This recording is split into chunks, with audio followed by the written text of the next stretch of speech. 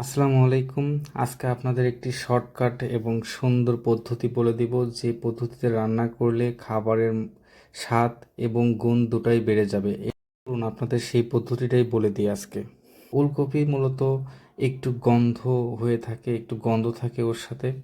এই জন্য এটি দূর করতে গেলে প্রথমে আপনি লবণ দিয়ে ভালো করে এটি সিদ্ধ করে নিতে পারেন। পানি যখন ফুটন্ত অবস্থায় থাকবে তার মাঝখানে 5 থেকে 7 মিনিট রেখে দিবেন, তাহলে দেখবেন একটি তরল এটার থেকে বের হয়ে যাবে এবং উপরে সেটা ভেসে থাকবে। এটাই মূলত গন্ধের কারণ, বা অনেকেই অনেক সময় এটি গ্রহণ করতে পারে না, এই জন্য আর কি। এটা আমি প্রথমে যখন খেতে গিয়েছিলাম ওলকপি, আমার কাছে প্রচণ্ড লেভেলের একটা গন্ধ এসেছিল। এই গন্ধ দূর করার জন্য আমি এই পদ্ধতি ব্যবহার করেছিলাম। এই পদ্ধতির মাধ্যমে খাবারের স্বাদ এবং এর যে গন্ধ, এটা পুরোপুরি দূর হয়ে যায়, খেতেও স্বাদ লাগে। ধন্যবাদ সবাইকে ভিডিওটি দেখার জন্য।